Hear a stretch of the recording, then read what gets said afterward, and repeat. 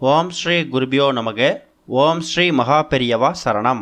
November 28 வியாழக்கிழமை நாளைய தினம் வரக்கூடிய குபேர பிரதோஷம் அன்னைக்கு இரவு ஒரு 9 மணிக்குள்ள இப்போ சொல்லக்கூடிய இந்த வழிபாட்டு முறையை நீங்கள் பூஜை அறையில் செய்யறது மூலயமா பண வரவு தாறுமாறாக இருக்கும். அது என்ன பரிகார முறைன்னு பார்க்கறதுக்கு முன்னாடி நம்மளோட வீடியோஸை இப்போ தான் நீங்கள் ஃபஸ்ட் டைம் பார்க்குறீங்கன்னா மறக்காமல் சப்ஸ்கிரைப் பண்ணிக்கோங்க. தொடர்ந்து இது மாதிரி அப்டேட் தெரிஞ்சுக்கிறதுக்கு பக்கத்தில் இருக்கக்கூடிய நோட்டிஃபிகேஷன் பெல்லை கிளிக் பண்ணி ஆல் அப்படிங்கிறத செலக்ட் பண்ணிக்கோங்க. பிரதோஷ வேளையில் என்ன பரிகாரத்தை எப்படி செய்யணும் அப்படிங்கிறத பற்றி தெளிவாக தெரிஞ்சுக்கலாம். நாளைய தினம் வியாழக்கிழமையோடு சேர்ந்து வந்திருக்கக்கூடிய அற்புதமான கார்த்திகை மாத பிரதோஷம். கார்த்திகை மாதம் அப்படிங்கிறதே ஈசனுக்கு உகந்த மாதம். அதுலேயும் பிரதோஷம் வியாழக்கிழமையோடு சேர்ந்து வந்திருக்கு. வியாழக்கிழமை குபேரருக்கு உகந்த நாள். குபேரருக்கு கோடான கோடி செல்வ வளங்களை கொட்டி கொடுத்ததே ஐஸ்வர்யேஸ்வரர் தான். நாளைய தினம் சிவபெருமான மனமுருகி யார் ஒருத்தவங்க வழிபாடு செய்கிறாங்களோ அவங்களுக்கு குபேர சம்பத்து நிச்சயம் கிடைக்கும். நாளைய தினம் எளிமையான முறையில் பிரதோஷ வழிபாட்டை எப்படி செய்யலாம் அப்படிங்கிறத நீங்கள் கண்டிப்பாக தெரிஞ்சுக்கணும். பிரதோஷ தினத்தில் எப்பவும் போல் உங்கள் வீடு பக்கத்துடைய கோவிலுக்கு போயிட்டு எப்படி வழிபாடு செய்ய முடியுமோ அது மாதிரி வழிபாடு செய்யுங்க. ஆனால் ஒரு சில இடங்களில் மழை பெய்யறது காரணமாக பூஜை முறைகள் எத்தனை மணிக்கு நடத்துகிறாங்க அப்படிங்கிறத தெரிஞ்சுக்கிட்டு அதுக்கேற்ற மாதிரி ரொம்ப ஜாக்கிரதையாக கோவிலுக்கு போயிட்டு வர்றது கொஞ்சம் சிறப்பு.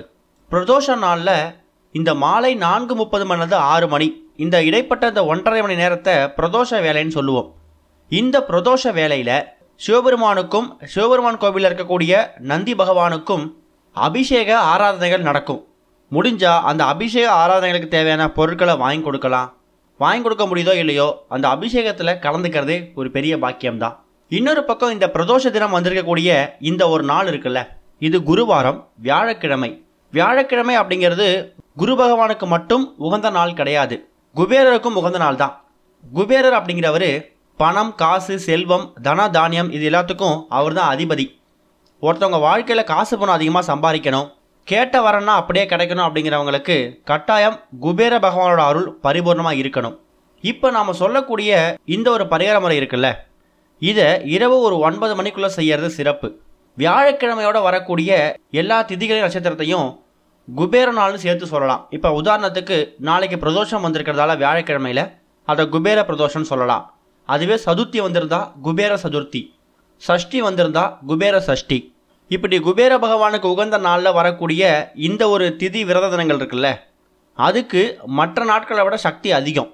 மற்ற நாட்களில் நீங்கள் எந்த நாள் வேணாலும் எந்த தினங்களை வேணாலும் நீங்கள் என்ன விஷயம் வேணாலும் வேண்டலாம். ஆனால் அது வியாழக்கிழமையில் வரக்கூடிய விரத தினங்கள் இருக்குல்ல, அந்த தினங்களில் நீங்கள் எந்த வழிபாடை வச்சாலும் அது கட்டாயம் உங்களுக்கு பணம், காசு, செல்வத்தை கொண்டு வந்து உங்கள்கிட்ட சேர்த்துரும்.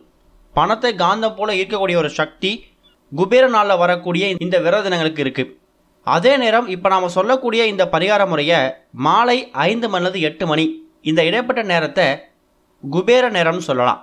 ஒரு நாளுக்கும் குரு ஹோரை, சுக்கிர ஹோரை, புதன் ஹோரை, செவ்வாய் ஹோரைன்னு சொல்லி சில ஹோரைகள் வரும்ல, அதே மாதிரி இந்த குபேர நாளாக இருக்கக்கூடிய வியாழக்கிழமை மாலை ஒரு 5 மணிலேருந்து 8 மணி வரைக்கும் நேரம் வந்து குபேர நேரம். இந்த நேரத்தில் இப்போ நாம் சொல்லக்கூடிய பரிகாரத்தை நீங்கள் வீட்டில் செய்யணும், அதுவும் பூஜை அறையில் செய்யணும். இதுக்கு நீங்கள் 2 விதமான பொருட்கள் எடுக்க போகிறீங்க. ஒன்று 1 ஸ்பூன் கொண்டை கடலை, இன்னொன்று 1 ஸ்பூன் பச்சரிசி, அது கூட சில்லறை நாணயங்கள் 2 எடுத்துக்கிறீங்க. இந்த 2 பொருட்களையும் வைக்கிறதுக்கு அகல் விளக்கு எடுத்துக்கிட்டாலும் சரி, இல்லை 2 சின்னதாக கிண்ணம் எடுத்துக்கிட்டாலும் சரி, அது உங்கள் வசதி கேட்டது. இந்த பிரதோஷ வேலைன்னு சொல்லக்கூடிய மாலை 4:30 மணிலேருந்து 6 மணி இந்த நேரத்தில் அபிஷேக ஆராதனைலாம் முடிஞ்சிடட்டும்.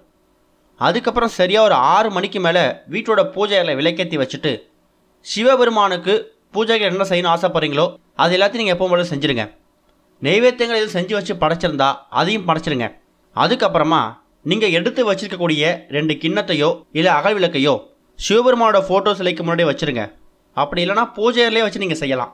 ஒரு கிண்ணத்தில் இல்லை ஒரு அகல் விளக்கில் 1 ஸ்பூன் கொண்டை கடலையும், இன்னொரு கிண்ணத்தில் இல்லை இன்னொரு அகல் விளக்கில் 1 ஸ்பூன் பச்சரிசியையும் போட்டுட்டு அது மேலே சில்லறை நாணயங்களை வைக்கணும்.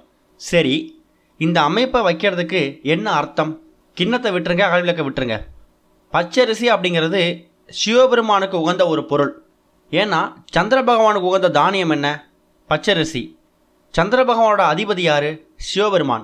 அதனால தான் பச்சரிசி வழிபாடு அப்படிங்கிறது சிவபெருமானுக்கு ரொம்ப உகந்த வழிபாடு. அதுவும் அன்னாபிஷேகம் இப்போ கேள்விப்பட்டிருப்போம், இப்போ தான் கடந்து வந்திருப்பீங்க. அதனால் சிவபெருமானுக்காக உங்கள் கையால் நீங்கள் சிவபெருமானுக்கு நைவேத்தியமாக வச்சு படைக்கிறதுக்காக 1 ஸ்பூன் பச்சரிசியை வைக்கிறீங்க. கொண்டை கடலை அப்படிங்கிறது குரு பகவானுக்கு உகந்த ஒரு தானியம், முக்கியமான தானியம். குரு பார்க்க கோடி நன்மை. அதனால் குரு பகவானோட அனுகிரகத்தை பெறுவதற்காக 1 ஸ்பூன் கொண்டை கடலையை அந்த அகல் விளக்குலேயே கிண்ணத்துலேயே வச்சிடுறீங்க. அது மேலே 2 சில்லறை நாணயங்கள் வைக்கிறீங்களே, அந்த சில்லறை நாணயங்கள் தான் ரொம்ப ரொம்ப முக்கியம்.